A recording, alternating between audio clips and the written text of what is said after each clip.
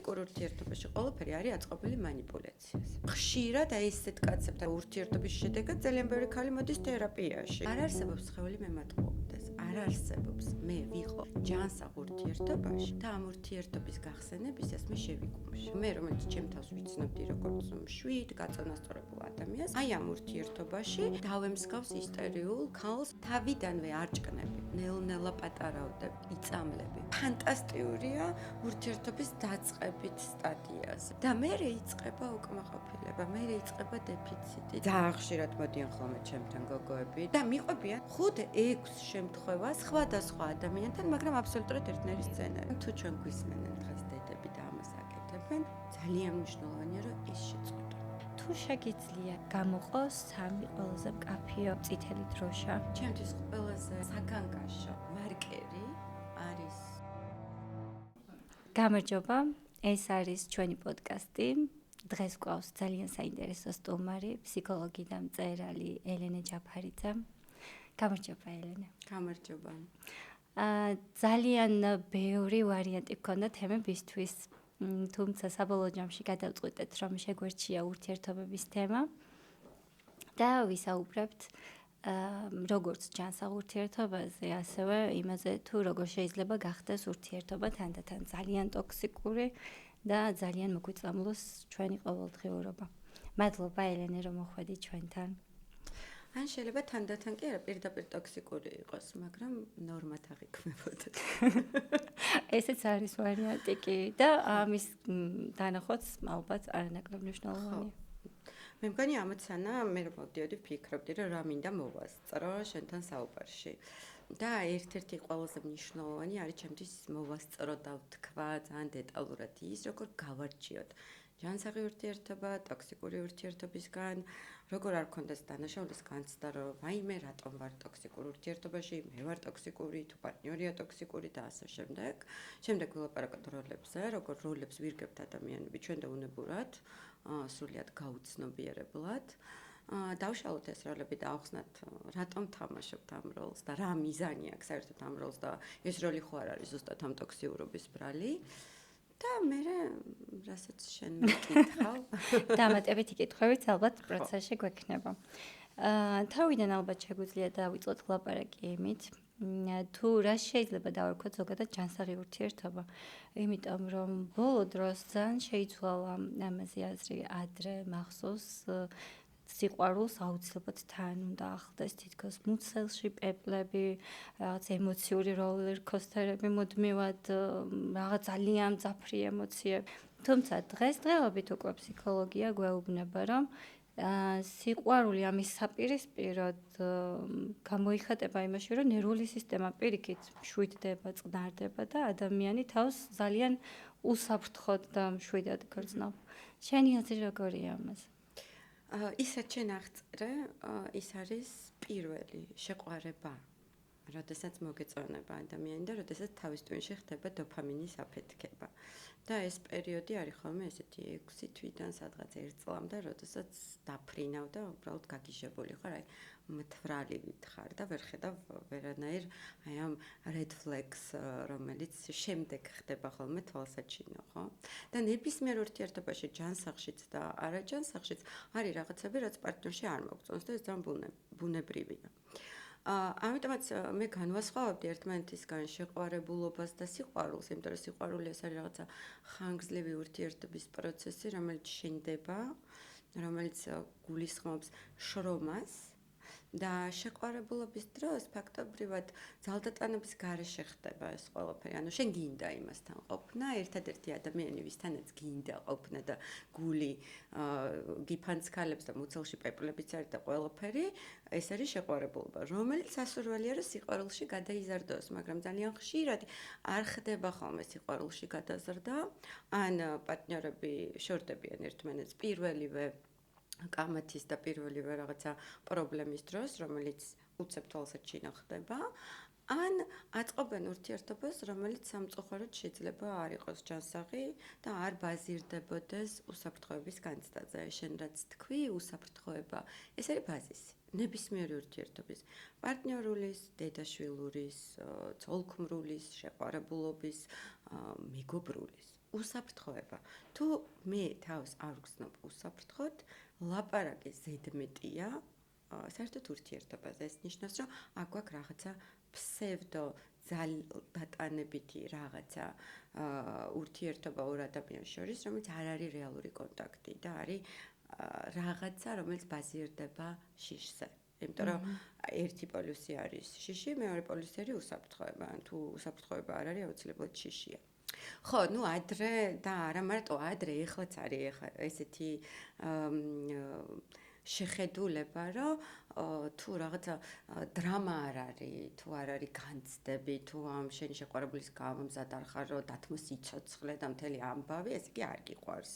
რაც მოდის, რა თქმა უნდა, სტერეოტიპებიდან, ინტროექტებიდან, მითებიდან, წიგნებიდან, რომანებიდან, კინოდან, მაგრამ ერთი რაღაც არის ცხადი და ამაზე არავინ არ ლაპარაკობს. ხო, ზღაპრებიდანაც, ხო, აი ზღაპრები, რომლებზეც ჩვენ გავიზარდეთ, თქვა ჩვენი თაობა მილენიალების და მათ შორის ასევე ჩვენი შვილების თაობაც, მაინც იმაზე აგებული, რომ რაღაცა დრამატურგიული ხაზი კულმინაციას აღწევს, იქ დაშორებულები არიან და შეყვარებულები ერთმანეთთან უნდათ შეხვედრა, რაღაცა უბედურება ხდება მათ თავს, მიდის ტანჯვა და ვაი-ვაგლახი და ბოლოს არიან ერთად და მე რა ხდება კაცმა არ იცის.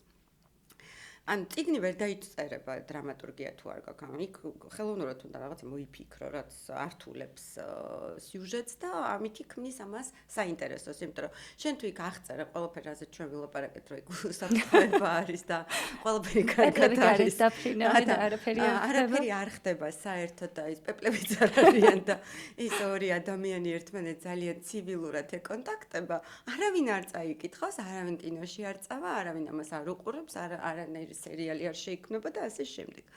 მაგრამ ცხოვრებაში სხვანაირად არის. ანუ კი შესაძლებელია რაღაცა სირთულეები იყოს, შესაძლებელია რაღაცა გამოწვევები იყოს, მაგრამ ამ გამოწვევებს ხელოვნურად პარტნიორები არ უნდა უქმნიდნენ ერთმანეთს. ანუ ამოცანა ის არის, რომ მე და ჩემი პარტნიორი ამ გამოწვევების წინაშე ერთად ვიყოთ და ერთად ვცდილობდეთ ამ გამოწვევების დაძლევას. და არა ერთმანეთს ვურთულებდეთ ცხოვრებას იმის ხარჯზე, რომ დავამსგავსოთ ჩვენი სიყვარული რაღაცა კინოს სიუჟეტს. ხო? ჯანსაღის სიყვარული ნიშნავს, აი მარტო კითხვას დავსვავ და ვინც გვიყურებს, შეიძლება თავის თავს დაუსვას კითხვა და მაგითი გაარჩიოს, რა ურთიერთობაში არის. აი რო კითხო საკუთარ თავს, ურთიერთობა, რომელშიც მე ეხლა ვიმყოფები. მე მზრდის, მაძლევს შესაძლებლობას, რომ გავიფურჩქნო, გავლაღდე, როდესაც ამ ურთიერთობაზე ვფიქრობ, პირველი ემოცია, რომელიც მოდის, არის სიმშვიდის, სილაღის, ბედნიერების და პირველი მიმიკა, რომელიც მოდის, არის ღიმილის სახეზე.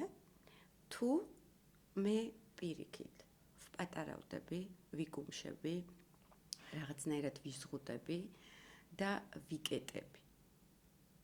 აი ამაზე, აი ეს არის ხოლმე პირველი შეკითხვა, რომელზეც პასუხი არა მარტო ჩემმა კოგნიტურმა მექანიზმმა უნდა მომწეს, ანუ გონებიდან კი არ უნდა წამოვიდეს მართლა, არამედ უნდა მოვუსმენო ჩემს სხეულსაც. როდესაც მე ჩემს ურთიერთობაზე ვფიქრობ, რა ხდება აქ? რა მოდის პირველი აქ? და არ არსებობს სხეული მემატყუებდეს, არ არსებობს მე ვიყო ჯანსაღ ურთიერთობაში და ამ ურთიერთობის გახსენებისას მე შევიკუმშო. არ არსებობს მე ვიყო ჯანსაღ ურთიერთობაში და ამ ურთიერთობის გახსენებისას მე მოვიხუშო. გამორიცხული ამბავია. მთლიანობაში მეორე შეკითხვა, რომელსაც მე ვუსვავ ხოლმე, თქვა თერაპიაში მოსულ კლიენტს არის ესეთი. რომ წარმოიდგინე შენი პარტნიორი, რომელიც სადღაც განათავს აი ამ სივრცეში, ისე რომ ის შენ ვერ გხედავს. და უბრალოდ შენ მას შეხედე. დააკვირდი, ის ვერ გხედავს. წარმოიდგინე, რომ მას უყურებ როგორც შენგან განცალკევებულ ადამიანს, უბრალოდ ჩვეულებრივ ადამიანს. და დააკვირდი სხეულში, რა შეგრძნება გებადება. რა ემოცია მოდის მასთან მიმართებაში. თუ მოდის პატივისცემა, სიყვარულის გარდა, პატივისცემა, ეს ნიშნავს, რომ მე ჯანსაღ ურთიერთობაში ვარ. ანუ ადამიანი, რომელსაც მე ვუყურებ პატივს ვცემ, ესე იგი ის იმსახურებს ჩემს პატივისცემას. თუ მოდის შფოთვა, შიში, გაურკვეველი გრძნობები, რომელსაც მე ვაიგნორებ და ვიცახი, რომ რომ ვუყურებ მომწონს, მიყვარს, მაგრამ ამ პასუხებს მაინც არ ვიღებ ხოლმე პირველად პასუხებად და ვეუბნები, მითხარი, აქ რა ხდება? თუ მეუბნები, რომ რა ვიცი, ვუყურებ და ბედნიერი ვარ, რომ ხედავ. მომწონს ეს ადამიანი, როგორიც არის. ეს არის ჯანსაღი ურთიერთობა.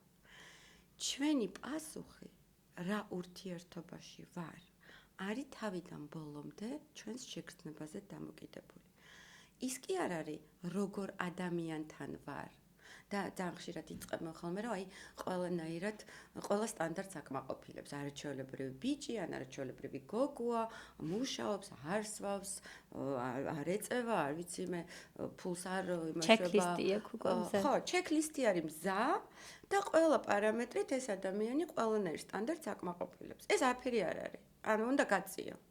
ურთიერთობა შეგვიძლია ჩვენ მხოლოდ და მხოლოდ შევაფასოთ მე და ის ერთმანეთთან კონტაქტში თავს როგორ გრძნობთ, როგორი გადასარევიც არ უნდა ვიყო ახლა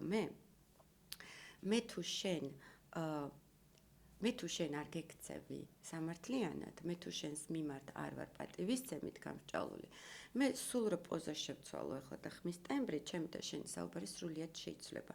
იმის და მივხვდათ შეიძლება ზუსტად იგივე ვისაუბრო შინაარსობრივად, რასაც ახლა საუბრობ. საკმარისია უბრალოდ თვალების გამომეტყველებაც კი შევცვალო, რომ აბსოლუტურად შეიცვლება ჩვენი დინამიკა. ამიტომ ურთიერთობის დინამიკას ჩვენ ორ ადამიანს შორის ვზომავთ მათი შეგრძნებათა სისტემით. მე როგორც ქალი, შენს გვერდზე, თავს როგორ გრძნობ, როგორც ლაღი, ბედნიერი ქალი, თუ როგორც შებოჭილი, დაპატარავებული ბავშვი.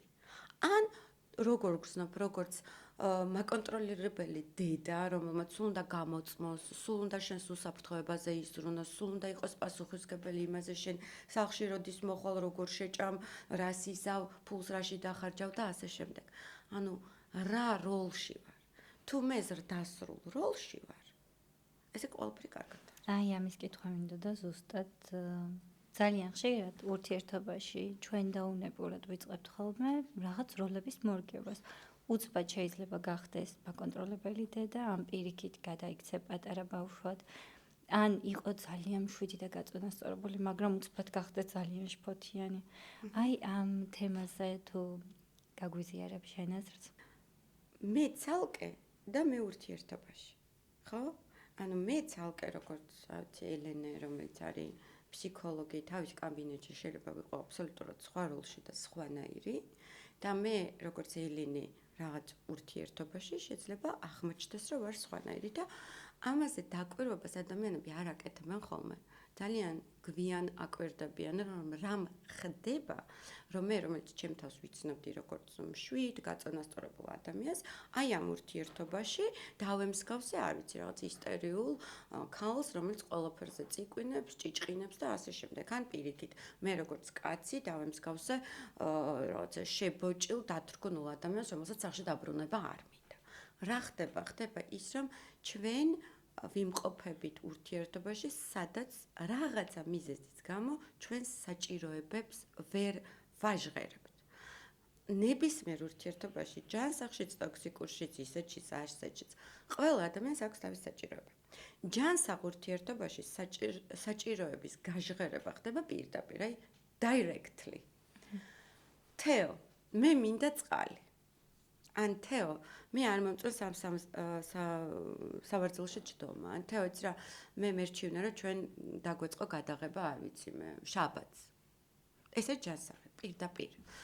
რაზეც შენ შეგიძლია მითხრა, რომ ელენ, მე ეს არ შემიძლია, ან წყალი არა მაქვს, შაბათს ვერ გადავიღებ და ასე შემდეგ. მაგრამ ჩვენ თანხმდებით, რომ ჩვენ ორ ზრდასრულს იმის მიუხედავად, რომ ჩვენი საჭიროება უმალვე შეიძლება არ იყოს დაკმაყოფილებული, პირველი ჩვენ არ გვეშინია საჭიროების გაჟღერების. მეორე, ჩვენ ჯანსაღ ურთიერთობაში არ გვეშინია კონფლიქტის. იმიტომ რომ კონფლიქტი და უთანხმოება არ ნიშნავს დაშორებას, არ ნიშნავს დაშლას, არ ნიშნავს მიტოვებას. კონფლიქტი და უთანხმოება ნიშნავს კონსტრუქტიული გზით კონფლიქტის მოგვარების ცდილობას, შესაძლებლობას და მაშინაც კი თუ მე და შენ რაღაცაზე ვერ თანხმდებით, ჩვენ არ გვიჩნდება ის განცდა, რომ რახან ამაზე ჩვენ ვერ შევთანხმდით, ჩვენ ახლა უნდა ავდგეთ და დავიშალოთ. არა, ჩვენ ამაზე ვმუშაობთ. აი ეს არის უსაფრთხოების და მეორე ფასეულობა, რომელიც შემოდის აი ამ სიყვარულში, ეს არის სტაბილურობის მომენტი. ანუ მე არ მერყევა ნიადაგი ფეხქვეშ, როდესაც შენ მეუბნები, რომ არა, არ გამოვა, ან მე ისე არ ვფიქრობ, ან მე სხვანაირად მინდა. ტოქსიკურ ურთიერთობაში ყველაფერი არის აწყობილი манипуляციაზე. სადაც ერთს ეშინია საჭიროების გამოთქმის, იმიტომ რომ არ აქვს გარანტია, რომ მისი საჭიროება იქნება არამცდო დაკმაყოფილებული, საერთოდ ის არ დაისჯება ამ საჭიროების გამოთქმის გამო. ან არ წამოვა დევალვაცია, ან არ წამოვა დაცინვა, ან არ წამოვა სარკაზმი, ან არ წამოვა აგრესია და კიდევ უფრო უარეს მდგომარეობაში ჩავარდება, ვიდრე საერთოდ საჭიროების გამჟღავნებამდე. ხოლო მეორე მიიჩნევს, რომ მისი საჭიროებები უნდა იყოს დაკმაყოფილებული და ხშირად ის მეორეც, რომელიც უფრო დომინანტია და აი აქ არის ძალიან სერიოზული ძალაუფლების დისბალანსი, ხო? აი თუ ჩვენ ჯანსაღ ურთიერთობაში ვდგავართ ერთ პლატფორმაზე და ჩვენ თანაბრად გვაქვს ძალაუფლებები გადანაწილებულები, ან სამართლიანობის პრინციპზე ვდგავართ, რომ ჩემს ხმას და შენს ხმას აბსოლუტურად ერთნაირი წონა აქვს. იქ რომელიღაცა არის უფრო დომინანტი, მეორე არის სუბორდინირებული. და აი ამ დომინანტს ხშირად მისი საჭიროებებიც კი არ არის ხოლმე პირდაპირ გამჟღავნებული. ის манипуляციური გზით ცდილობს თავის საჭიროებების დაკმაყოფილებას, იმიტომ რომ ანუ როდესაც აი ვლაპარაკობ ტოქსიკურ ურთიერთობაზე, ხშირად არის ხოლმე манипуляტორსა და მსხვერპლს შორის. აი ეს ორი როლია რა. და ეს манипуляტორი ყველაფერს აკეთებს იმისთვის, რომ მისი საჭიროება დაკმაყოფილდეს.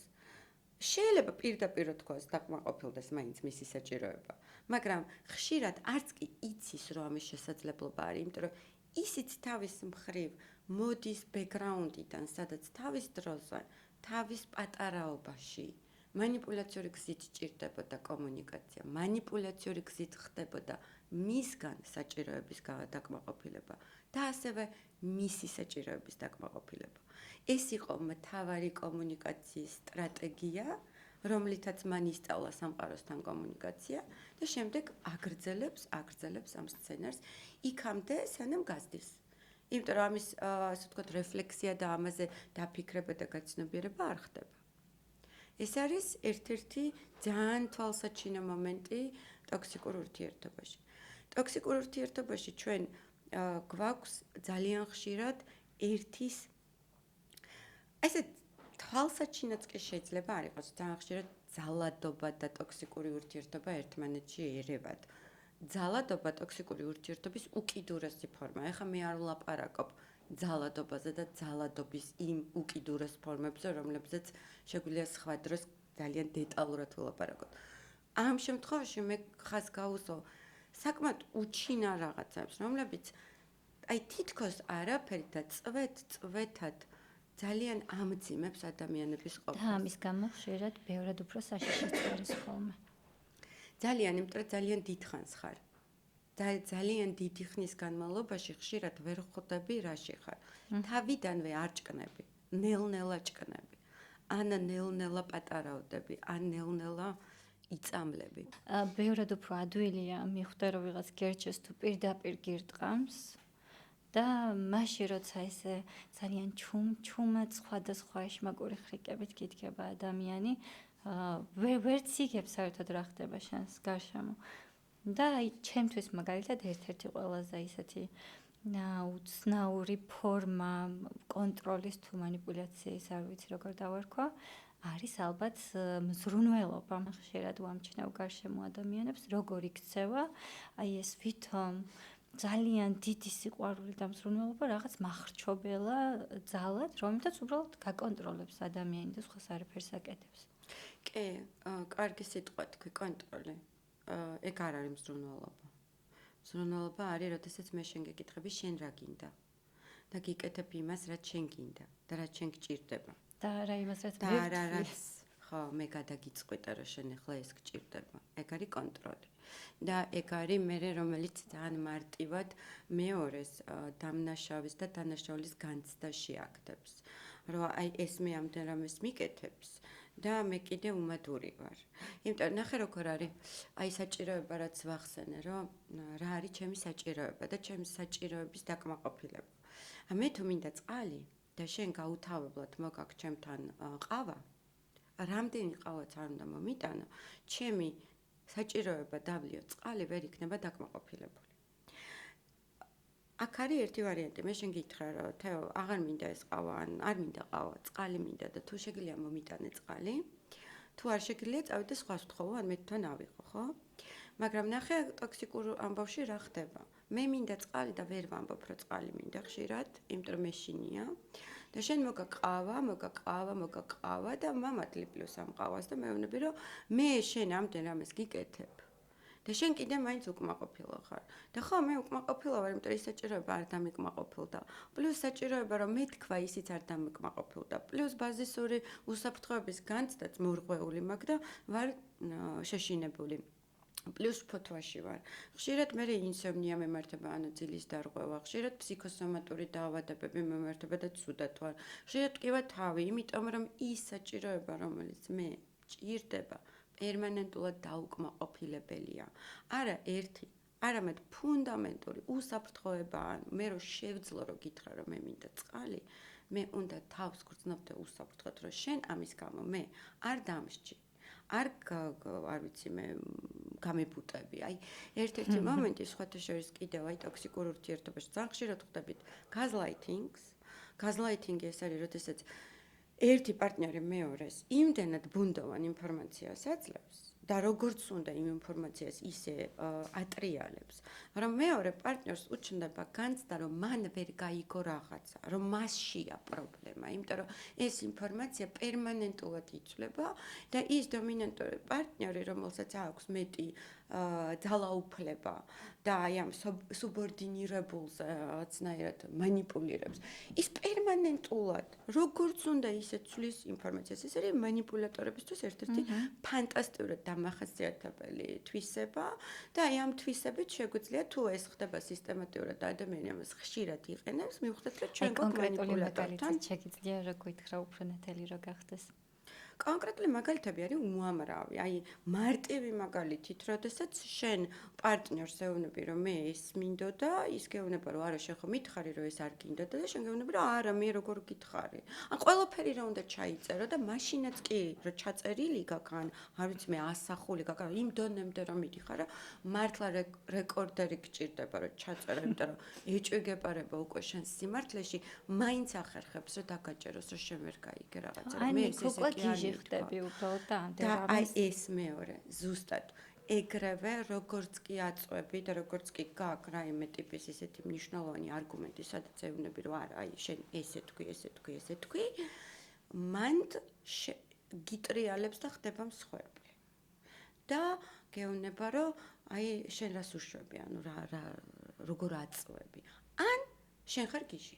შენ მოგეჩვენა, მოგელანდა, შენ ხარ ისტერიული, მთლიანად დევალვაცია ხდება შენი ემოციური მდგომარეობის, ხშირად ხდება სარკაზმი და იუმორით ერთ-ერთი ტოქსიური იარაღი და ჩემთან ბევრი კლიენტი მოსულა, რომელიც მეუბნება, რომ ну აი რა ვქნა, არ მქონია პრობლემა არასდროს იუმორზე, მაგრამ ის რასაც ჩემი პარტნიორი ჩემს მიმართ აკეთებს, მე მწყინს და მითხრა რომ წადი ერთი იმუშავა იმაზე, რომ იუმორის გრძნობა აიმაღლო. ანუ წარმოგიდგენიათ манипуляციის დონე?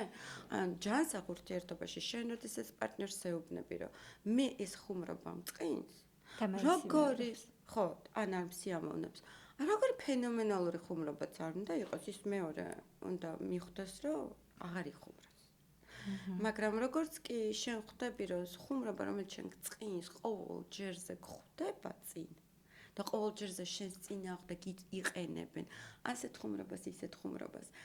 ეს უნდა იყოს იმის მანიშნებელი შენთვის, რომ შენი საზღვარი არ არის დანახული, შენ როგორც ადამიანი ემოციური არსება, როგორც პიროვნება არ ხარ გაგონილი, დანახული, მოსმენილი, ნაზრუნი. silent treatment-ით ხო ძალიან ხშირად გამოყენებული არის ამ დროს.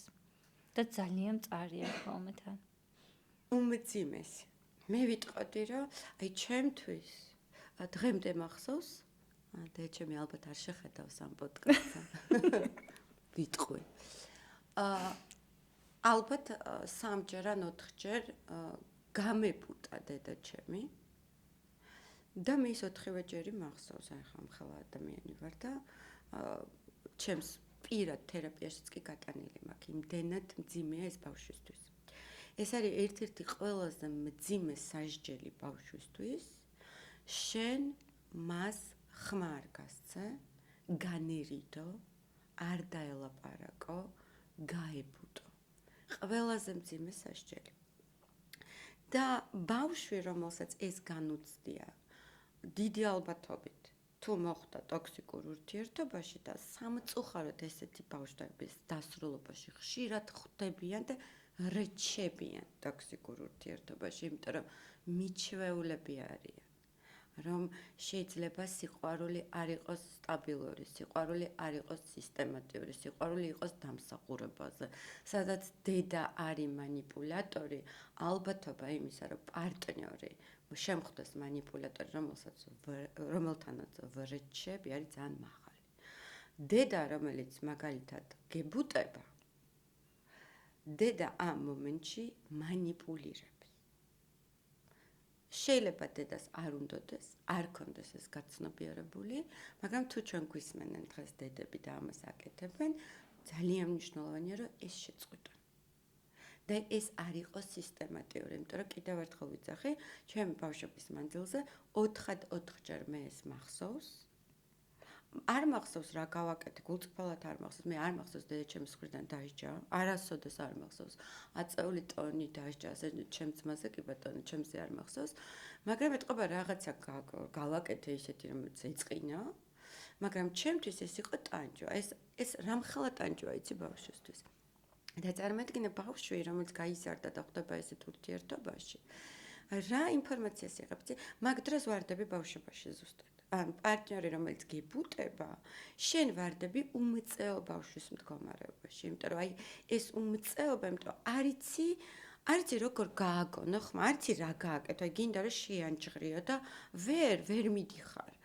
ბევრად უფრო მარტივია, როგორ აბსურდულადაც არ უნდა ჟღერდეს, რომ გაგიბრაზდეს მშობელი. რა თქმა უნდა, ეს გაბრაზებაც გარკვეულ ჩარჩოში და გარკვეულ ნორმაში და კონსტრუქტიულობის ფარგლებში. მაგრამ როცა გიბრაზდება რა არის, მე შენთან ერთად ვარ კონტაქტში. ანუ აქ ვარ, არსა და არ წავსულ ვარ და რაღაცას გეჩხუბები. ხო, მე შეიძლება მტკივა მაგ დროს, შეიძლება მიშინია, მაგრამ არ გამქრალ ხარ. და როცა მიდიხარ, ან არ მელაპარაკები და ეს silent treatment-ი ხდება. შენთან ერთად მეც ვქრები. და ვქრები ისე, რომ მე არ ვიცი, იმიტომ რომ რაც უფრო პატარაა ბავშვი, ისე დედაზე მოგმული და ის ინფორმაციას დედით იღებს სამყაროზე. დედა ჩემი ინფორმატორი, მე როგორი ვარ საერთოდ, მე ვინა ვარ. ანუ დედა მიღიმის მე კარგი ვარ, დედა მიბრაზდება, მე ცუდი ვარ და დედა ჩუმად არის და მე აღარ ვარ. და პარტნიორებთანაც ზუსტად იგივე განცდაში შეიძლება ჩავარდეს ადამიანი, თუ ეს დაუმუშავებელია ეს ტრავმა. აი, კარგ თემასთან მივედით ძალიან. ის მიჯაჭვულობის თემაზე შეგვიძლია მე მგონი უკვე რომ გადავიდეთ. რა სახეობის მიჯაჭვულობები არსებობს, თუ შეგიძლია რომ მოგვიყვეთ? ჩვენ გვაქვს ადამიანებს 4 ტიპის მიჯაჭვულობა. ეს არის პირველი, ეს არის უსაფრთხო და უსაფრთხოზე მე მგონი აღარ უნდა ვლაპარაკო. ყველაზე ბედნიერი. ყველაზე ესეთი ჯანსაღი ტიპი მიჯაჭვულობის, სადაც ვარ ჰარმონიაში და საერთოდ ეს უსაფრთხო მიჯაჭვულობა არ გულისხმობს იმას, რომ მე ვიღაცა არ მიყვარს, ან ვიღაცაზე მიჯაჭვული არა ვარ. არა, მე ვარ მიჯაჭვული, მაგრამ კონტური არ მაქვს დაკარგული. ანუ მე ვარ მეორე არის მეორე, მე ძალიან კარგად განვასხვავებ ჩემს საზღვარს სხვისი საზღვრისგან, მაგრამ მე ცნობიერად ვარჩევ ამ ადამიანთან ერთად ყოფნას, იმიტომ რომ ეს ადამიანი მინდა ცხოვრებაში და მე კარგად ვარ ამ ადამიანთან. მეორე ტიპი მიჯაჭვულობის ეს არის შფოთვითი მიჯაჭვულობა და აი ამ პარტნიორულ ურთიერთობებში ძალიან კარგად ჩანს ხოლმე შფოთვითი მიჯაჭვულობა, როდესაც აი მარტივი მაგალითი შეყვარებულები მაგალითად რაღაცა პერიოდის განმავლობაში ბიჭი არ გამოდის ხაზზე, არ ვიცი, არ პასუხობს ტელეფონს, არ პასუხობს SMS და იწყება აბსოლუტური ისტერიკა, რომ всё, აი აღარ ვუყვარვარ. შფოთვა. რომ რახან არ პასუხობს იქვე, აღარ ვუყვარვარ. ან მე მჭირდება პერმანენტულად დასტური იმისა, რომ ვუყვარვარ და სულ უნდა მიდასტუროს, რომ ძვირფასი ვარ, ვუყვარვარ, პერმანენტულად შფოთავ იმაზე, რომ იმატოვებენ, რომ არ ვარ საკმარისი, იმიტომ რომ ბავშვობაში მქონდა ესეთი მოდელი.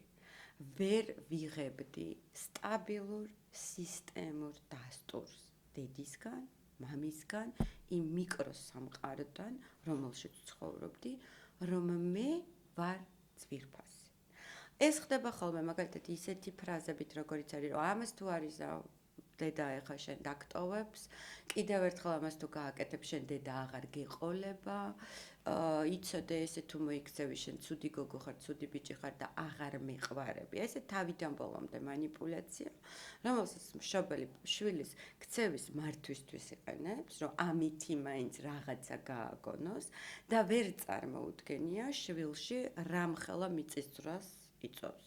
იმიტომ რომ მე როცა ვარ 2 წლის ან 3 წლის და მეუბნები რომ შენ თუ ასე იზავ, დედა აღარ გეყოლება, მე ეს მესმის პირდაპირ. ისე კი არ მესმის რომ ეს დედა ვესადაც ვერ წავა. არა, პირდაპირ მესმის რომ ეს დედა აღარ მეყოლება. და ყალიბდება რა? შფოთვითი მიჯაჭვულობა, რომ არ გავუშვა. და როცა ამას ვუკეთებ ბავშვს პერმანენტულად და აი ამ მოდელში ყავს, რომ აი პირობითობის, რომ თუ კარგად მოიქცევი, დედა გეყოლება და თუ ცუდად მოიქცევი, დედა არ გეყოლება, მერე ეს ბავშვი იზრდება, ყალიბდება შფოთვით ზრდასრულად და როცა ყველაფერი კარგად არის, პარტნიორულ ურთიერთობაში კარგად არის, მშვიდად არის, იმიტომ რომ ეს პარტნიორს უყურებს და ეს პარტნიორი, არ ვიცი, უღიმის და მიმიკით მიანიშნებს, რომ მე შენ მიყვარხარ და რა წამს იმ პარტნიორს შეიძლება პრობლემა ქონდეს, დაღლილი იყოს, არ ვიცი, ეძინოს, უბრალოდ არ უპასუხოს ტელეფონს, არ ეცალოს ან თავისი რაღაცა პროცესები ქონდეს მისგან დამოუკიდებელი და არაფერ შუაში არ იყოს და არავინ არ აპირებდეს მის მიტოვებას, ადამიანს ემართება აბსოლუტურად პანიკური შიში.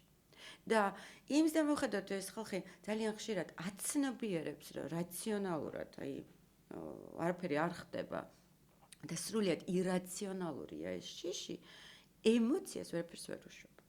ამ დროს ძალიან მნიშვნელოვანია ძალიან სერიოზული მუშაობა, დაშლა ამ შიშების, ამ ინტროექტების და შემდგომ შესაძლებელი ხდება უკვე ჯანსაღად ამ ურთიერთობაში ყოფნა. მაგრამ манипуляტორი და ტოქსიკური ურთიერთობის ერთ-ერთი ამოცანა არის, რომ რაც შეიძლება ესეთი შფოთვითი მიჯაჭვულობის მქონე ადამიანი მოიწეპო, არ გაუშვა, ისიც რა არის და ეთამაშო, ემანიპულირო, ანუ მიხვდა მის უსწერტილს და აი ამ შიშით ხდებოდა სრული დომინაცია. რომ თუ არ გავაკეთებ ისე როგორც მე მინდა, მიგატოვებ, აი რახან ისე აკეთებ როგორც მე მინდა, დაგაჯილდოვებ, მეყვარები და არ ვიცი, მე თაიგულებს მოგარწმევ და ფეხებში ჩაგივარდები. და ეს აყალიბებს კიდევ უფრო ძლიერად აი ამ ემოციურ საქანელოს, ხო? ეხლა ძალიან ეს არის აქტუალურია ეს ტერმინი, ემოციური საქანელო, დოფამინის საქანელო, რომელიც რა არის? ეს არის ჯილდო და ეს არის სასჯელი. ანუ მე კარგი გოგო ვარ და მაქვს ჯილდო და შესაბამისად დოფამინი გადმოიფრქვევა თავის ტვინში, ანუ მითხრეს რომ მიყვარხარ, გიждები შენზე და ყველაფერი ფანტასტიკურად არის. ყველაფერი მითხრეს, რის მოსმენაც მინდოდა. ზუსტად. და მეორე წამს მე თუ რაღაცა არ გავაკეთე, ისე არ გავაკეთე როგორც შენ გინდოდა. მე არც იგნორზე გადიან, silent treatment-ზე გადიან, მსჯიან, არ მელაპარაკებიან, ბლოკავენ ასე შემდეგ. და მე ვარ აბსოლუტურად მეორე პოლუსში გადავარდნილი, აბსოლუტურად უბედური, აბსოლუტურად დანგრეული და გლოვის განცდაში. და ეს გლოვის განცდა გავს აი იმ ბავშვობისეულ განცდას, სადაც მართლა მეგონა რომ დედა მიმატო. და მე ვაკეთებ ყველაფერს, რომ ისე მეორე მდგომარეობაში გადავიდე როგორ. კი, მე ვაკეთებ ყველაფერს ისე, რომ ისე დოფამინის საქანელადია, აი ამ პოლუსში ამოვქანდე და მე და ვერ ხვდები რომ ეს ჩემზე მე არ ვაქანავებ ამ საქანელოს. აი ეს არის ძალიან მნიშვნელოვანი პირველი ნაბიჯი გაცნობიერებაში არის ხოლმე რომ ვეკითხები ხოლმე რომ აი კაი ეს საქანელო ავღწერეთ გავიგერო შენ ეს პოდკასტები ნახეთ აი კითხე საკმაოდ გათვითცნობიერებულები მოდიან ხოლმე უკვე იმდენი ინფორმაციაა რომ კლიენტი მოდის წაკითხულია გიცის რა ჭირს მაგრამ ის არაა გაცნობიერებული როცა ვეკითხები რომ ოკეი ვიზიხარ ამ საქანელოს და ვინ აქანავებს ამ საქანელოს და იმან იწყება უი ხო ვინ აქანავებს და ხვდება რომ მე არა მაგაშია სრულიად გარეთ არის კონტროლი. მაგრამ ვის შეუძლია ჩამოსვლა ამ საქანელით? მე. აი ეგ არის. ძალიან კაი. რატომ ვჩერდები მე ამ საქანელაზეც? მხოლოდ მე შემიძლია გავცე პასუხი. და ვჩერდები იმიტომ, რომ ბავშვობიდან მაქანავებდნენ ამ საქანელაზე. მაშინ დედას ეჭირა ეს საქანელო. და ის აქანავებდა. ეხა ქმარს უჭირავს. და როგორ აბსურდულად და ძალიან ჟღერდეს სამწუხაროდ ყველაფერი რაც ჩვენთვის არის ნაცნობი, ის გგონია უსაფრთხო. შეიძლება პირიქით ვეძებო კიდეც ისეთი სიტუაციები, სადაც რაღაც მსგავსი შეგრძნებები შეიძლება წამოვიდეს. ეგ ხშირად არის ხოლმე აი მესამე ტიპის მიჯაჭვულობასთან სხვათა შორის, რომელიც არის განრიდებული მიჯაჭვულობა, avoidant attachment. ეგ არის ძალიან საინტერესო, როდესაც მე ყველაზე მეტად მინდა სიახლოვე და იმდენად მეშინია მიტოვების, რომ მე თვითონ ვქამნი რაღაცა სცენარებს, სადაც მე თვითონ ვტოვებ, ან მე თვითონ ვაიძულებ ვიღაცებს, რომ იმატოვონ. ოღონდ აბსოლუტურად არაცნობიერად. განრიდებული ატაჩმენტის დროს ჩვენ ხშირად უმეტესწილად საქმე გვაქვს ბავშვთან, რომელსაც ემოციურად მიუწვდომელი მშობლები ყავდა. ამ მშობლები იყვნენ მშობლები შეიძლება ასრულებდნენ ფანტასტიკურად ყველანაირ ტექნიკურ და სოციალურ როლს მშობლისა. აჭმევდნენ, ასმევდნენ, ასწავლიდნენ, ყველაფერს აკეთებდნენ გარდა მთავარისა. ჩემთვის მშობლობა არის ემოციური როლი. აი ზუსტად ის ემოციური როლია, რომელიც ძალიან ხშირად გვაკლია, რომ ან გვაქვს შპოთვითი, ან გვაქვს მანიპულატორული ან გვაქვს განრიდებული, ან გვაქვს ხელმისაწვდომობა შეზღუდული.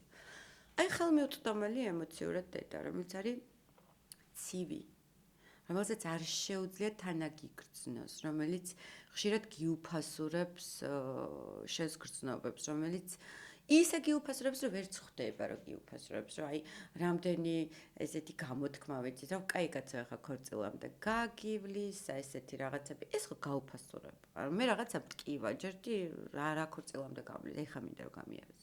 და რომ გამიაროს, მჭირდება რომ ვიღაცა იყოს. ძალიან ხშირად მე არ მჭირდება საერთოდ რომ ვიღაცამ გადამარჩინოს. არ მჭირდება, უბრალოდ მინდა რომ გვერდში იყოს. აი ძალიან ხშირად განსაკუთრებით თინეიჯერებს არ სჭირდებათ მიიღონ პირდაპირ რეკომენდაცია და რჩევა დედისგან. მათ სჭირდებათ რომ დედა იყოს და შეძლოს დაიტიოს მათი აი ეს ემოციური რაღაც სასწაული ქარიშხლები, რომელიც შიგნით არის. როცა ხდება ამ ქარიშხლების იგნორირება, როცა ხდება ამისი ჩაკეტვა, როცა ხდება ამის დევალვაცია და აი აქ მაქვს აბსოლუტურად ესეთი ცივი ემოციური კედელი ვერ ვაღწევ.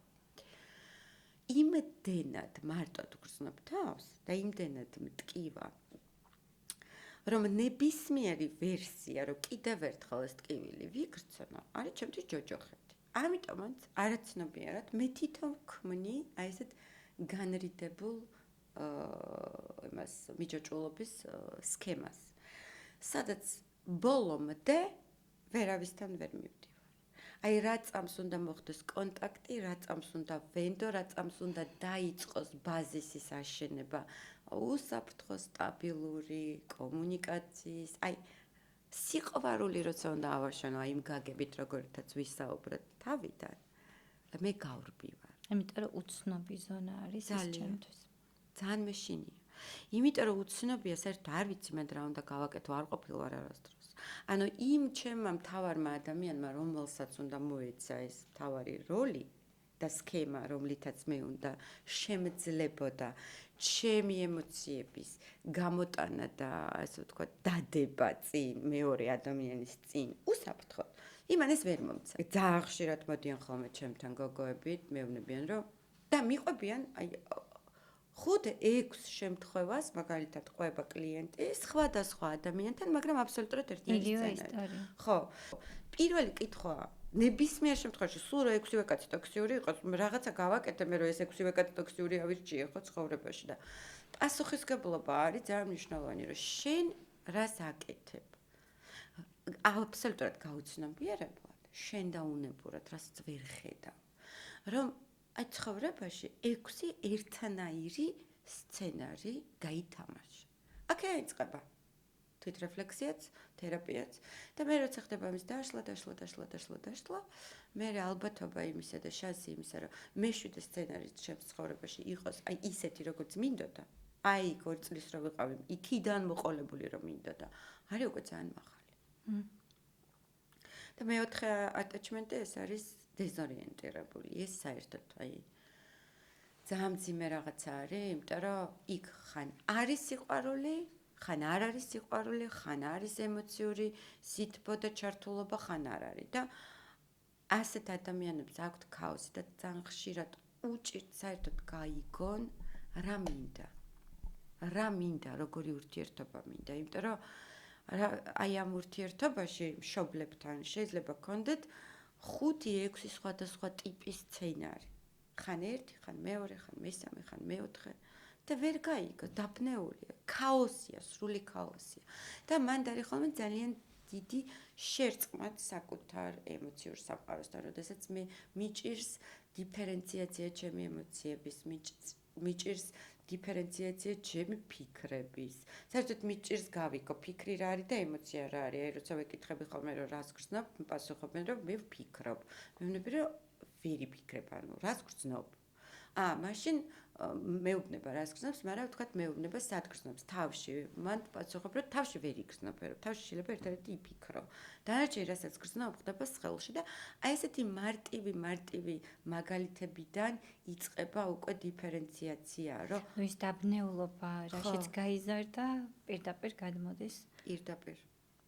ამიტომაც ძალიან უჭირს ურთიერთობების აწყობა, იმიტომ რომ სინამდვილეში არ აქვს მოდელი. აი ნახე, პირველ 3 ვერსიაში, რაც ჩვენ ვთქვით, უსაფრთხოსთან ხო განსაკუთრებით გასაგებია ყველაფერი, მაგრამ შფოთვითთანაც და განრიდებულთანაც ძალიან მკაფიო ხაზია სცენარის. ანუ ასეთი იცის, კარგია ცუდი არ აქვს მნიშვნელობა, აი ეს სცენარი იყო და ამ სცენარს აგრძელებს. ან ამ სცენარს ქმნის. და ამან საერთოდ რა სცენარზეა საუბარი ძალიან უჭირს, იმიტომ რომ ბევრია და გაუგებარი აბსოლუტურად აი თვითონ სიტყვაც კი ამ რაც ქვია მიჯაჭვულობას დეზორიენტირებული მიჯაჭვულობა, ხო? რას გეუბნება, რომ ძალიან დიდი ქაოსი და დაბნეულობა არის. ელენე, ერთი საკითხი მაინტერესებს კიდევ ძალიან. ყველა ურთიერთობაში ბავშვთან, მეგობართან, მასწავლებელთან სხვადასხვანაირ როლს ვერგებთ ხოლმე, ხო? ზოგიერთ შემთხვევაში ვიღაცის მიმართ რაღაც უფრო მზრუნველები ვხდებით. ბავშვთან მაგალითად შეიძლება ჩვენ თვითონაც პატარა ბავშვად გადავიქცეთ, რომ რაღაც კარგი თამაში გამოგვივიდეს. რა ხდება ხოლმე, როდესაც აი ეს როლებში რაღაც მთლად ჯანსაღად ვეღარ ვჯდებით, ან შეიძლება ვეჯახებით კიდეც სხვა ადამიანს. ურთიერთობებში როგორ შეიძლება გადანაწილდეს ეს როლები?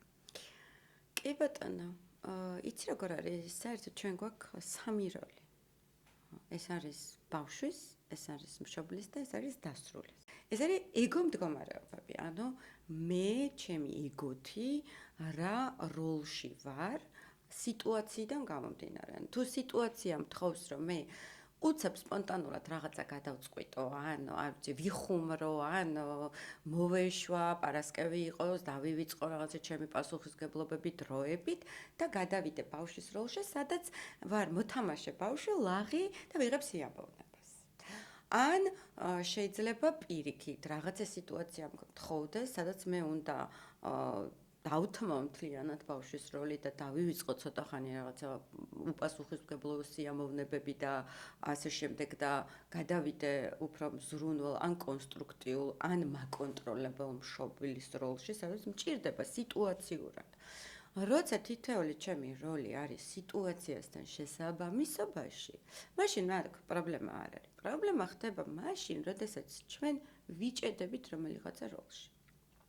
და აი ამ როლში გაჭედვიდან გამომდინარე ვკონტაქტობთ სულ ერთი როლიდან მეორე როლთან.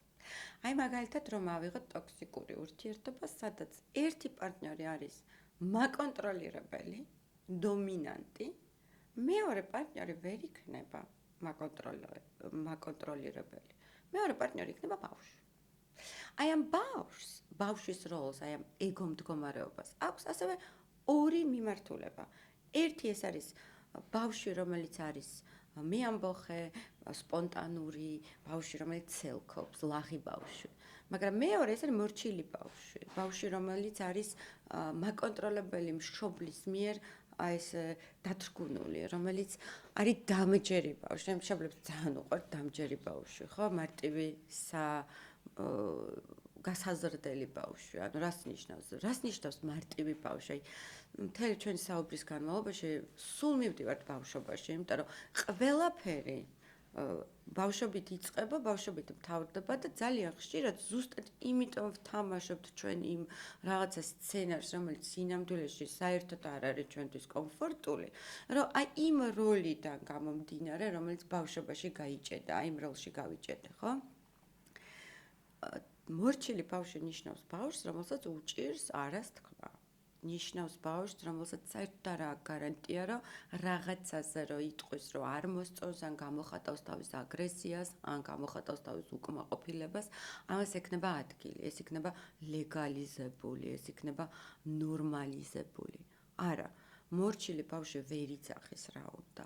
იმიტომ რომ მორჩილ ბავშვს ეშინია სიყვარულით დაკარგვის, იმიტომ რომ ყავს მაკონტროლირებელი მშობელი, რომელიც აკონტროლებს, რომელიც ცდილობს, რომ მთლიანად ბავშვის ქცევა თავის ჩარჩოში, თავის შეხედულებაში და თავის სურვილებს დაუქვემდებაროს. მოარგოს ყველაფერში. ზუსტად.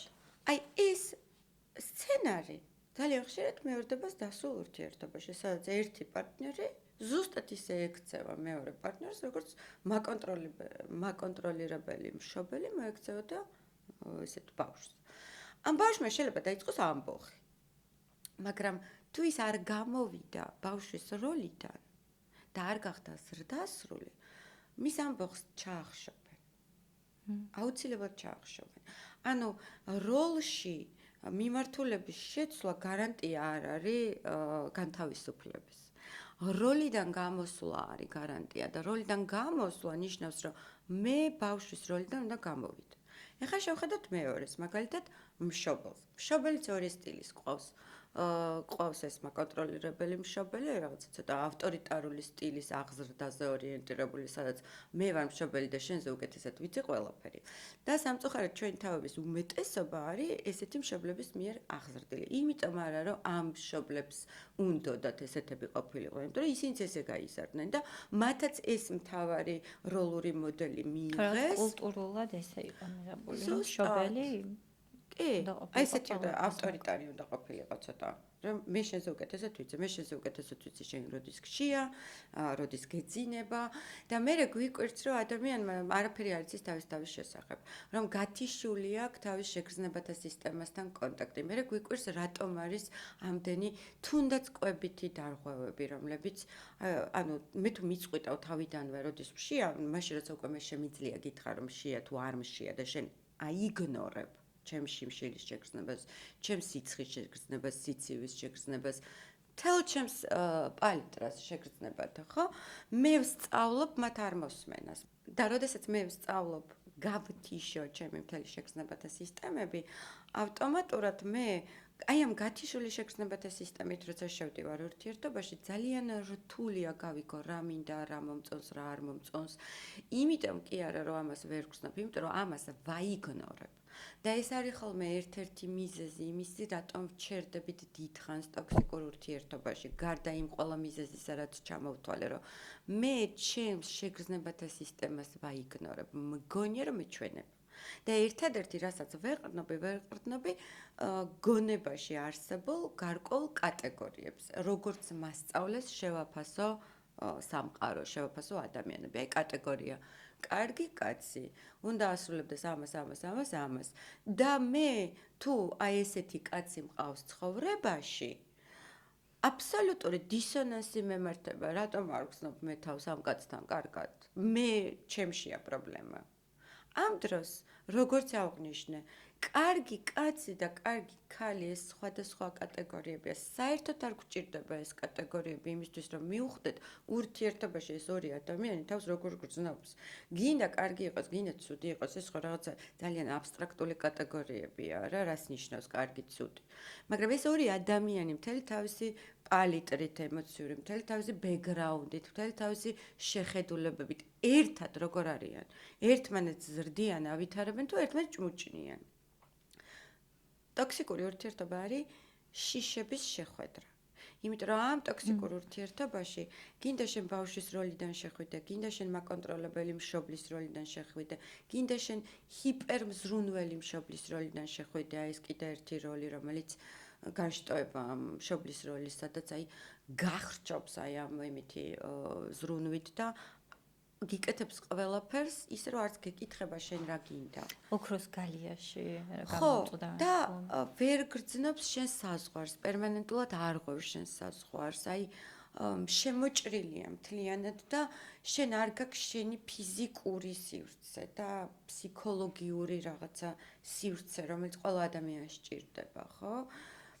აი ამ ჰიპერმზრუნველი როლიდანაც ვის ველაპარაკები? ბავშვს ველაპარაკები. ბავშვს, რომელსაც რას ვეუბნები ისევ და ისევ. რომ შენ არ იცი რა გჭირდება, მე ვიცი რა გჭირდება, მე შენზე უკეთესად ვიცი. ოღონდ ამას მაკონტროლებელი მშობლის შემთხვევაში თუ პირდაპირ ესე გეუბნები, რომ შენ არ იცი და მე ვიცი უკეთესად და აი რა ქენი და როგორ ქენი და რანაირად ქენი და ეს ესე უნდა იყოს და ის ესე უნდა იყოს და თუ რამე არ მომწონს კრიტიკას ურთავ, ჰიპერმზრუნველი ამას უფრო ესეთი რბილი და ძალიან შეფარული ტექნიკებით აკეთებს, მაგრამ შედეგი ერთი და იგივეა. და მესამე თავარი როლი დასრულისთვის არის დასრული. და ვინ არის დასრული? დასრული არის ადამიანი, რომელიც იღებს თავის თავს ისეთად, როგორიც არის.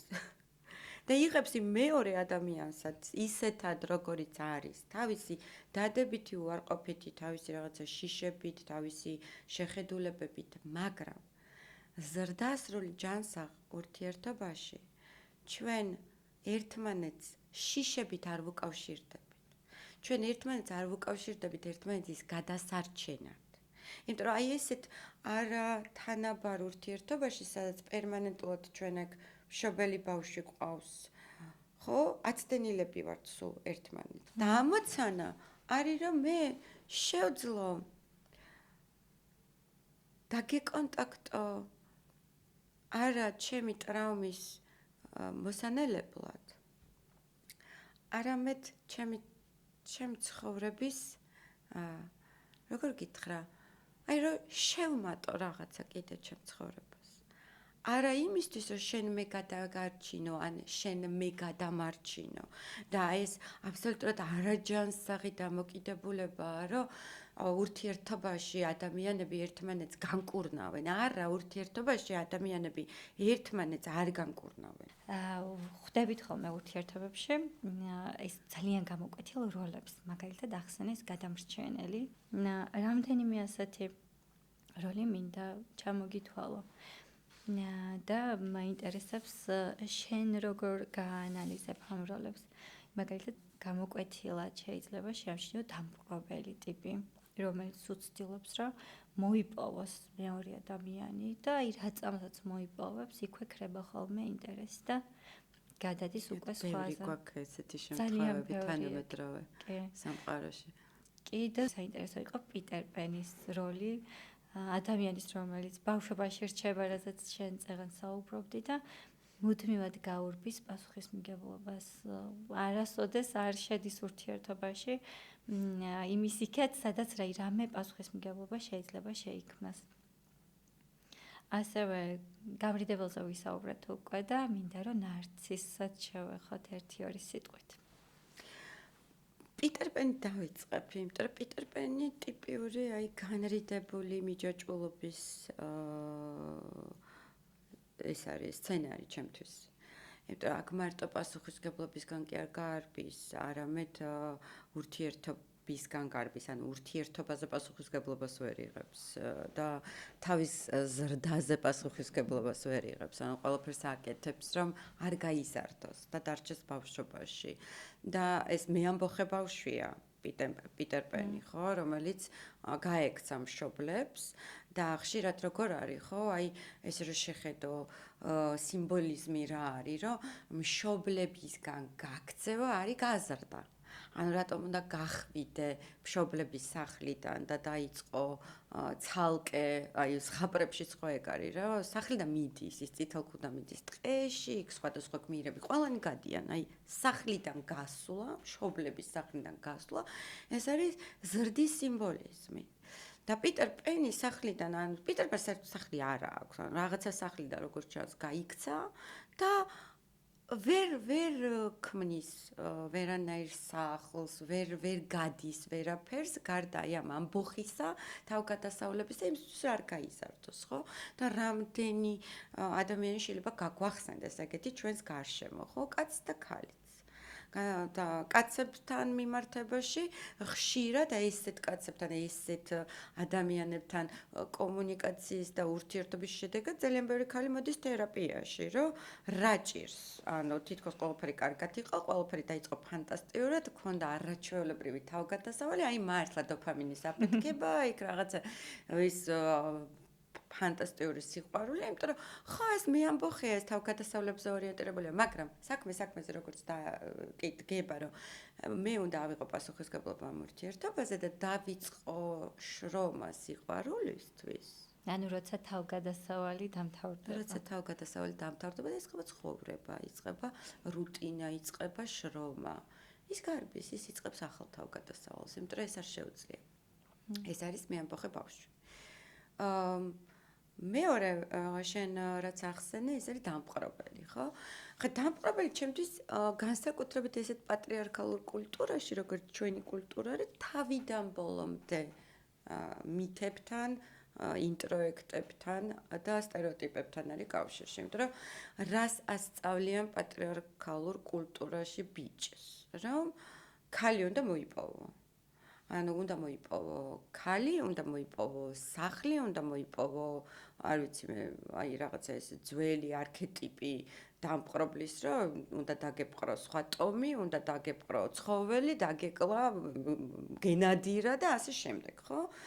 და ეს მოდის, ეს მესიჯი დღემდე, რომ შენ თუ გინდა რომ იყო აღქმული მაგარ კაცად, შენ უნდა მოიპოვო და დაიპყრო. და ეს დაიპყრო სინამდვილეში ძალიან ბუნდოვანია, რას ნიშნავს დავიპყრო? დავიპყრო ნიშნავს, რომ მე არ ვიცი, ვაჩვენო ყველაფერი საუკეთესო ჩემში, თუ საერთოდ იგნორირება გავაკეთო მეორე ადამიანის საზღვრებს და გადავუთელო მთელი საზღვარი. ანუ რას ნიშნავს, ხო? და ხშირად ეს მეორე აღიქმება, რომ ის კი არა, რომ მე მოვხიბლო და ვაჩვენო რა შემიძლია და მე მას მივცე შესაძლებლობა ამარჩიოს ან არ ამარჩიოს. არა, ყველაფერი გავაკეთო, რომ პირდაპირ მნიშვნელობით გავონადგურო საზღვარი, მისი არა არ მივიღო და იყოს ჩემთან და მაშინ მე მქვია, რომ ვარ მაგარი კაცი პატრიარქალურ სქემაში. და მესამე ეს არის ჩემს საყვარელი თემა არის ნარცისების, რომელზეც მგონია, რომ ამ პოდკასტში ვერ ჩავტევ იმდენ სალაპარაკოს, მაგრამ ჩემთვის ნარცისი არის ბავშვი, ისევ და ისევ როლი ბავშვის, რომელსაც აქვს ძალიან დიდი ეგო, იმიტომ რომ ბავშვობაში ჩვენ გვაქვს ძალიან დიდი ეგო და მიგვაჩნია, რომ ყველაფერი მიზეზშედეგობრივად არის ჩვენთან დაკავშირებული და პატარა ბავშვს რომ აქვს ხოლმე ხო, რაღაც რო ხდება სახლში, თუ დააკვირდებით, რაც უფრო პატარაა ბავშვი, რომელსაც შეუძლია თქვა ვერბალიზება, ის კითხულობს, რომ მე ვქენი რამე. ანუ რაც არ უნდა იყოს, მას მიაჩნია, რომ მან ქნა. და ნარცისთანაც ზუსტად ის არის, ყველაფერი უნდა იყოს კავშირში მასთან. ეს არის ბავშვი, რომელიც ითხოვს სიყვარულს, რომელიც სულ ეძებს სიყვარულს, მაგრამ ფორმა, რომლითაც ის ცდილობს მიიღოს სიყვარული, არის წარმოუდგენლად ტოქსიური, წარმოუდგენლად მძიმე.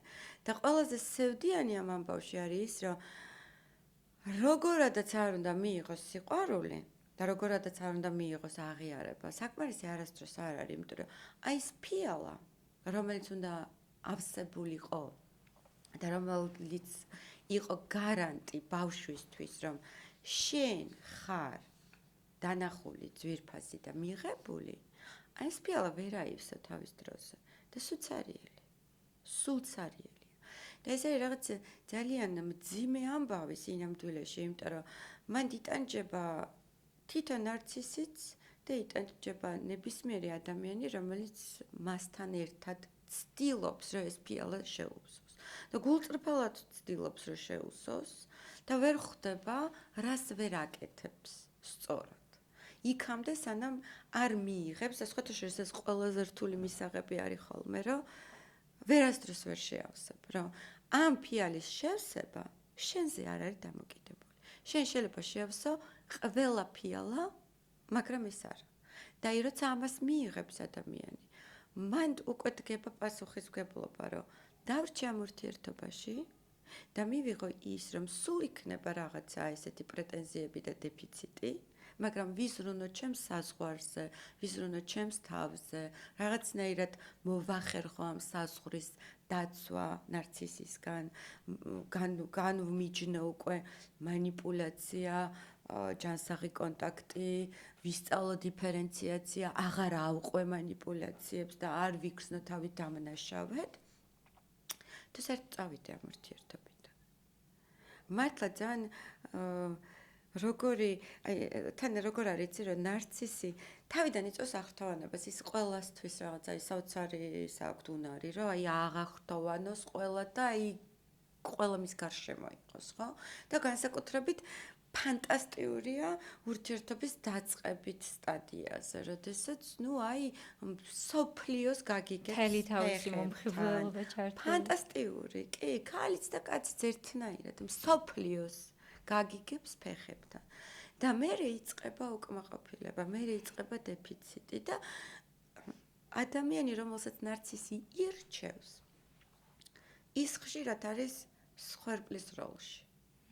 ის არის თვითკრიტიკული, ის არის მიჩვეული კრიტიკას, ის არის მიჩვეული უკმაყოფილებას, ის არის მიჩვეული სიყვარულის დამსახურებას და ის ცდილობს და ცდილობს და ცდილობს.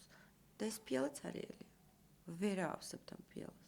ორივე ადამიანი იმეორებს და იმეორებს თავის წარსულს. სცენარი, სადაც მე ვარ სულ გადასარჩენი და მჭირდება გადამრჩენელი.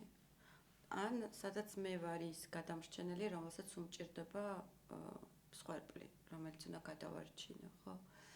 სხვათაშორის ჩვენ პროფესიაში ხშირად მოდიან ადამიანები, რომლებსაც აი ეს სცენარი აქვთ, რომ უნდა გადაარჩინონ. აი ესეთი პროფესიები, როგორც არის ფსიქოთერაპია, ფსიქოლოგია, პირველადი დახმარება, მაშველები, აი ეს სცენარია. და ესეც დედას უკავშირდება, თუ დედა არის გადასარჩენი. აი ამ გადარჩენაში არ იგულისხმება მას და მეც ის, რომ დედა უნდა იყოს მძიმე ავადმყოფი, მაგრამ ხშირად დედა, რომელსაც აქვს დეპრესია, ან დედა, რომელიც არის მშფოთვარე, დედა, რომელიც ტრანსლირებს შიშს, ანუ კი არ გაშინებს პირადად შენ, არამედ დედა გაჩვენებს, რომ სამყარო საშიშია, იმიტომ რომ დედას ეშინია ყველაფრის და რაღაცა მომენტში ბავშვი იღებს თავის თავზე პასუხისმგებლობას, რომ დედის მშობელი უნდა გახდეს. დედა უნდა გადაარჩინოს, დედა უნდა დაამშვიდოს, დედა უნდა გააღიმოს. და აი ეს არის ხოლმე ის საწყისი იმისა ზრდასრულობაში, რა პროფესიას ვირჩევთ, ან რა პარტნიორს ვირჩევთ. ან შეიძლება ორი. ყველაფერი დედისგან იწყება. ხო, სამწუხაროდ თუ საბედნიეროდ ვერ ავწდებით მაგას.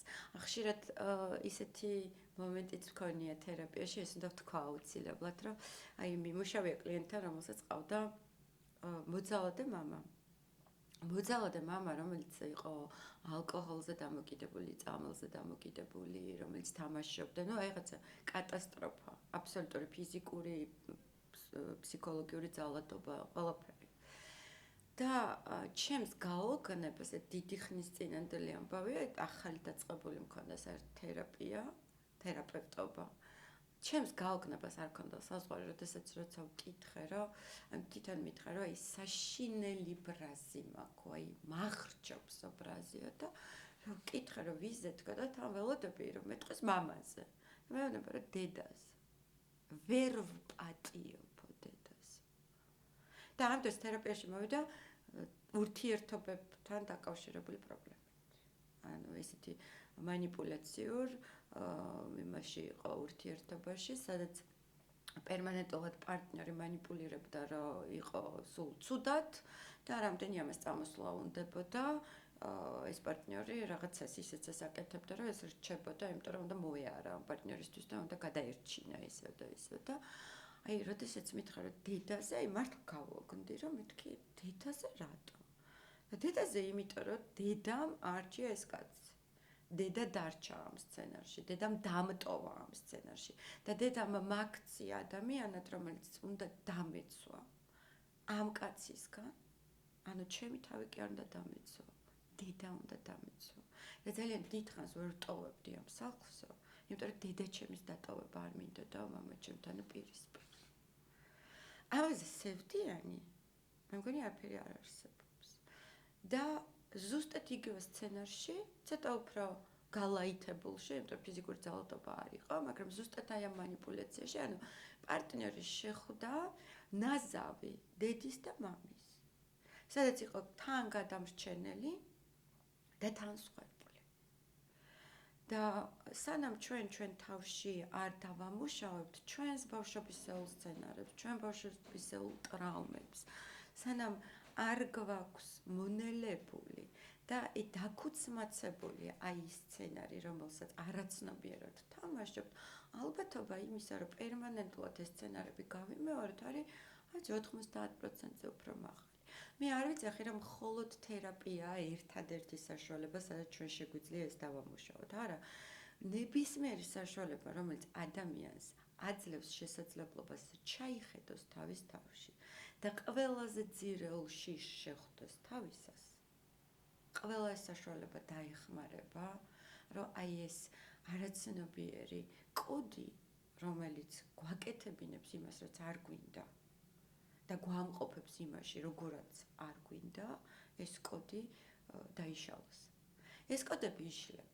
და მართლა არ არის მხოლოდ ფსიქოთერაპია, თუმცა ფსიქოთერაპია ერთ-ერთი საუკეთესო შესაძლებლობაა, რაც ადამიანმა შეიძლება თავისთვის გააკეთოს. და აი ეს გადამრჩენელი და მსხვერპლი ვინ არის?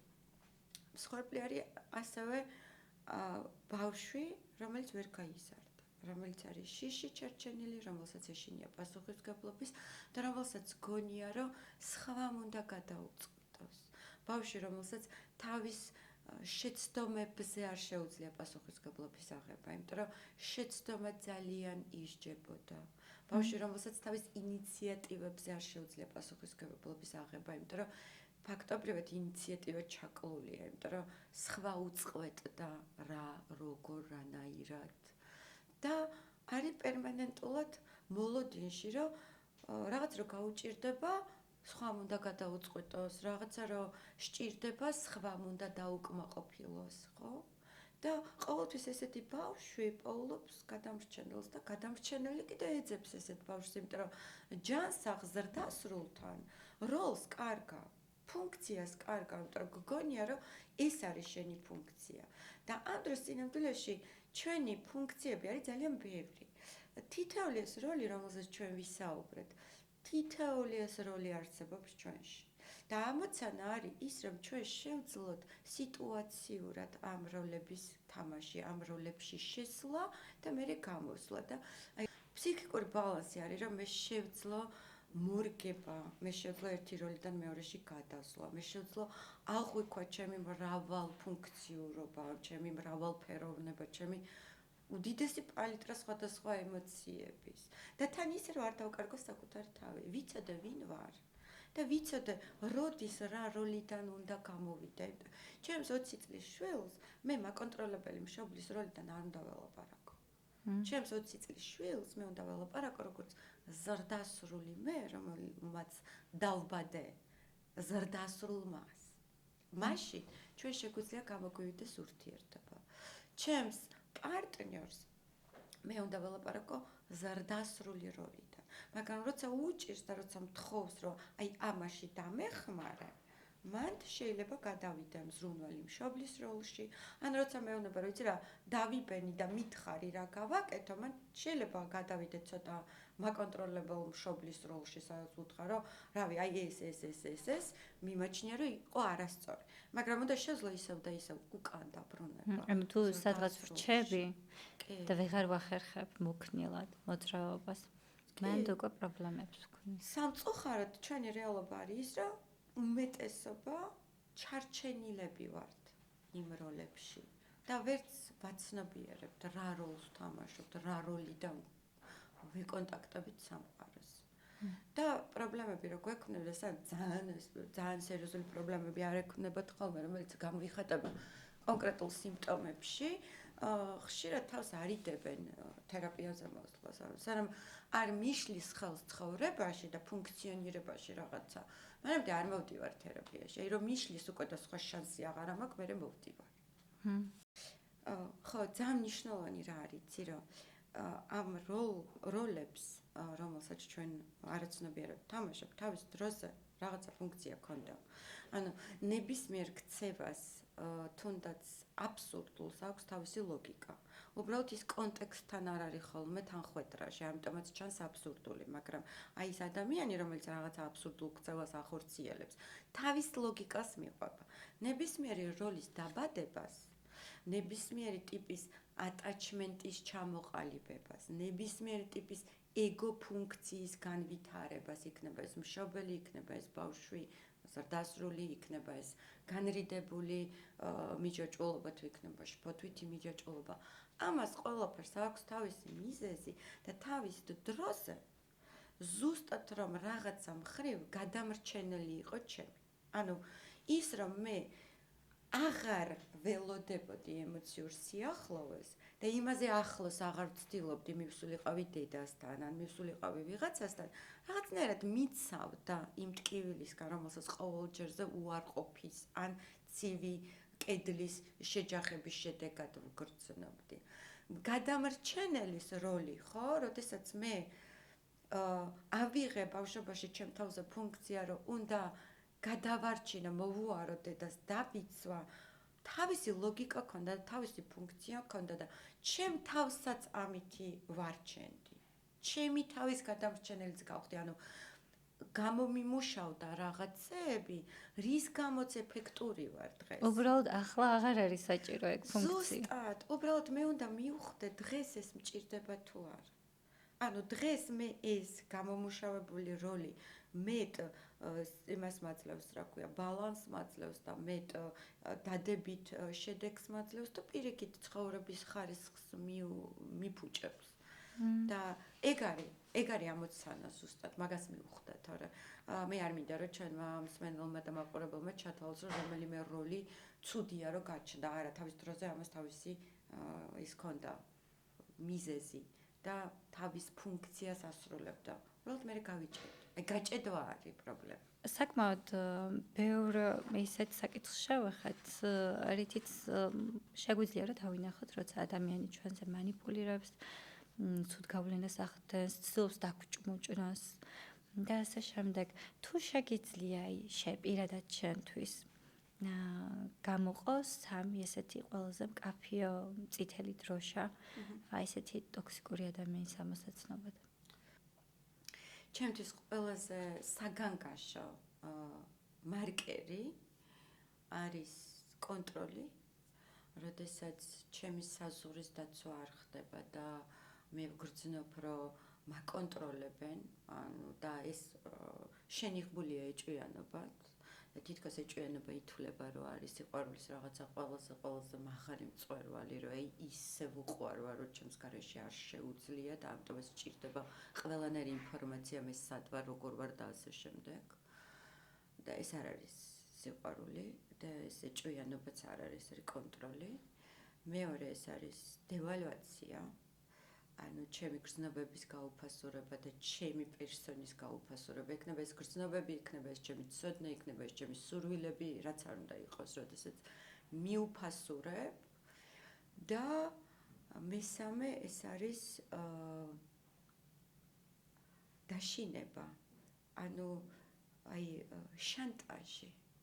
როდესაც მანიშნებ ან პირდაპირ მეუბნები, რომ თუ ისე არ იქნება როგორც მე მინდა, მაშინ ჩვენ დავშორდებით, ან მაშინ არაფერი არ გამოვა. აი ეს სამი აერთიანებს მე ყველაფერს და იქ შეიძლება ჩაშალო ყველაფერი პატარ-პატარა და მსხვილ რედ ფლეგებად. მაგრამ სიმბოლოში ყველაფერი ამაზე დგას. კონტროლზე, გაუფასურებაზე და შანტაჟზე, რომელიც არის პირდაპირ დაშინება. ემოციური ძალადობა, რომ მე როგორც მინდა იქნება ისე, ან არ იქნება. ეს არ არის ურთიერთობა. ულტიმატუმები ურთიერთობას არ უყვარს. ურთიერთობა არის შეთანხმებებზე. ელენე, შენ გინდოდა რომ ტოქსიკური ურთიერთობის ესეთი თვალსაჩინო დემონსტრირება მოგეხდინა დღეს და ამ ნაწილზე შეგვიძლია გადავიდეთ.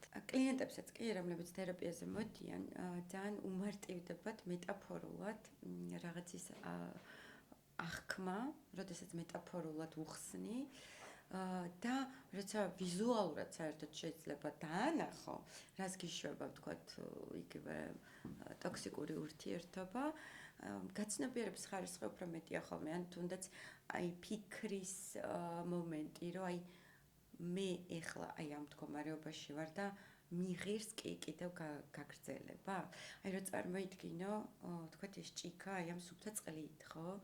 და ჩვენ როდესაც ვიწყებთ ურთიერთობას, ჩვენ გვინდა რომ ჩვენი საუკეთესო ნაწილით შევიდეთ ურთიერთობაში. ანუ არავინ არ შემოდის ურთიერთობაში თავისი რედ ფლეგებით, არავინ, იმიტომ რომ როგორც კი ამას დაანახებ, ეგრევე ურთიერთობაში საერთოდ არანაირი ინტერესი აღარ იქნება, გაიქცევა. ამიტომაც რაც იცი რომ კარგად გამოგდის და როგორიც ხარ, აი კამკამა წყალს რო შეადრო, აი რაღაცა აი ამ კამკამა წყალივით შემოდიხარ ურთიერთობაში. და გაქვს ესეთი იმედი, რომ აი რა არის ეს ურთიერთობა, რომ აი ჩვენ ერთმანეთს შევძენთ რაღაცებს, ხო? აი ამ წყალს გადმოუღრია აქეთკენ, მე შენ აი ამას მოგცემ და აი ეს არის ურთიერთობა, რომ თან ერთად ვარ, თან რაღაცებს ვმატებთ. მაგრამ ეს არის ჯანსაღი ურთიერთობის შემთხვევაში და შენ წარმოიდგინე, რომ ტოქსიკური ურთიერთობა, რაც მე ვთქვი, რომ ის არ ჩანს თავიდანვე, ეს წვეთებად მოდის, ხო? აი ერთი წვეთი არის პირველი გაუფასურება. ერთი წვეთი ხდება პირველი დაშინება, რომ წავა, აღარ გამოვა. კიდევ ერთი წვეთი არის სარკაზმი, კიდევ ერთი წვეთი არის ცინიზმი, კიდევ ერთი წვეთი არის, როდესაც ვიჩხუბებთ და მანიპულაცია მიდის, რომ კიდევ ერთხელ ჩვენ თუ ვიჩხუბებთ, მე საერთოდ არ გამოუჩნდები.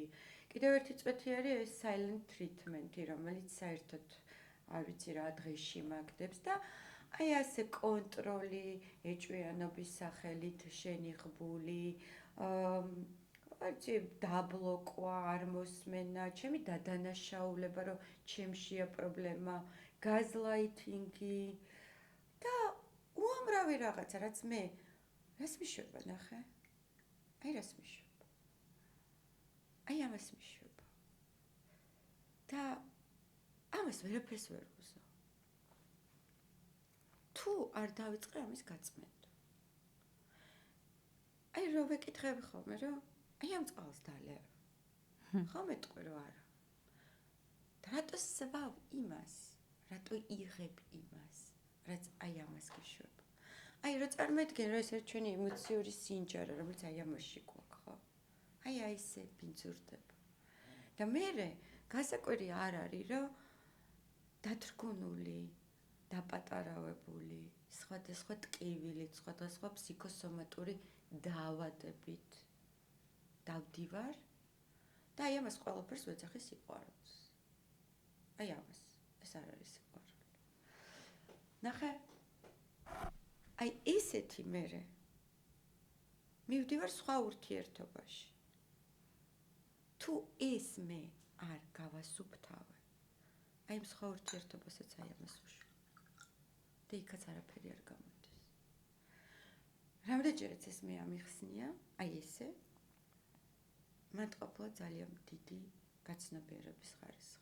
რამდენიც არ უნდა ელაპარაკო ადამიანს, თუ პირდაპირ არ დაანახე, რა ხდება მის ემოციურ სისტემაში და თან წარმოიდგინე, რომ ეს ემოციური სისტემა ხო მართლა ესეთი კამკამა არც არის, იმას თავისი ფერი უკვე მოსდევს, ხო, იმ ყველაფრიდან გამომდინარე, რაც ჩვენ ავხსენით. ცევდიანია. მაგრამ კაი ამბავი ვიცი რა არის? აი ჩვენ, მე და შენ მაგალითად ამ პროფესიის წარმომადგენლები, ჩვენ ვეხმარებთ ადამიანებს ეს გაწმინდა და შესაძლებელია. და მე შესაძლებელია, რომ ურთიერთობაც იყოს ჯანსაღი. მე მგონი აქ უკვე შეგვიძლია დავასრულოთ. უღრმესი მადლობა ელენე, რომ მოხვედი, გვესაუბრე. წარმოუდგენლად საინტერესო იყო ჩემთვის შენი მოსმენა. დიდი მადლობა თეო, ძალიან ვისიამოვნა მე შენთან ურთიერთობით. მადლობა. დაგემშვიდობებით შემდეგ შეხვედრამდე.